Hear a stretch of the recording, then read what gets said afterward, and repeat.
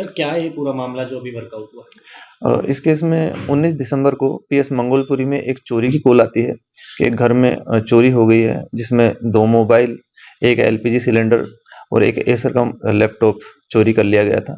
इस पे हमने डेडिकेटेड टीम बनाई एसीपी मुरारी के सुपरविजन में, और एसएचओ हितेंद्र जो रहा उसमें लीडिंग रोल निभाया।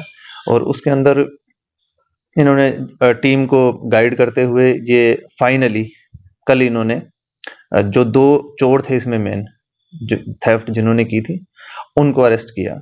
सूरज और मोहम्मद यूसुफ। सूरज एंड मोहम्मद यूसुफ को जब हमने अरेस्ट किया तो उनसे फर्दर पूछताछ की गई, और उनसे जब फर्दर पूछताछ की गई तो फर्दर सप्लायर्स निकल कर हमारे सामने आए, जिनको इन्होंने वो जो चोरी किया वो सामान था वो सप्लाई किया था। यानी कि रिसीवर हमने 4 पकड़े, जिनमें से एक रिसीवर नितिन शर्मा है, एक सतनाम है, एक रहमत अली है और एक सोनू नाम का व्यक्ति है। तो इनसे हमको जो रिकवरी हुई है वो 2 मोबाइल हैं, एक एलपीजी सिलेंडर है और एक एसर का लैपटॉप है।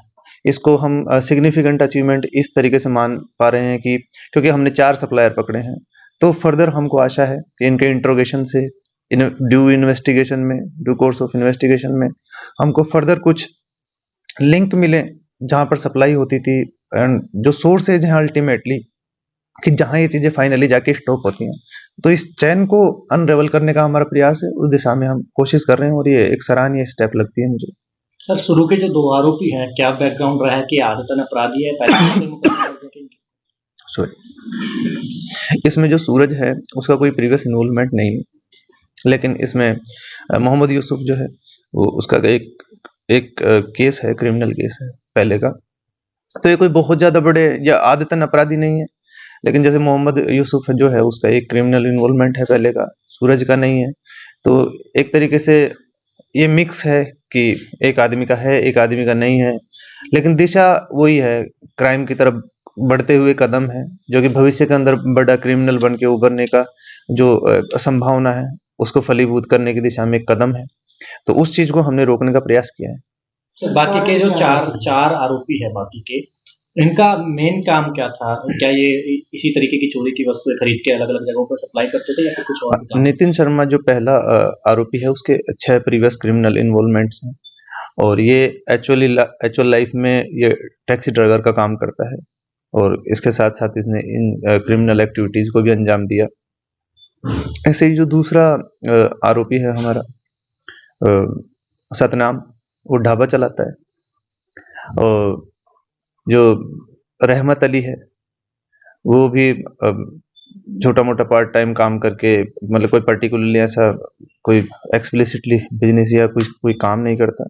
ऐसे ही सोनू भी छोटे मोटा काम करके रोजमर्रा की जिंदगी कमाने की कोशिश करता है। तो इनका एक तरीके से जो बिजनेस निकल के आने वाला है, जो हमको आशा है वो इसी चीज में मेनली होना चाहिए, जिसमें ये शायद अपने पैसा कमाने की आशा के साथ ये काम कर रहे थे, या फिर अपनी लग्जूरियस लाइफ को जीने की आशा के साथ ये काम कर रहे थे, लेकिन ये चारों लोग बाग इन क्रिमिनल एक्टिविटीज में एज ए रिसीवर इन्वॉल्व थे, और इनसे फर्दर हम चैन को अनरेवल करने की कोशिश करेंगे। मकसद क्या था सर इसके पीछे जो चोरी हुई है उसमें जो जिसने चोरी की है और जिन्होंने रिसीव किया है उन दोनों से अब कितने तार जुड़ने के और क्या क्या केसेस खुलने की संभावना है?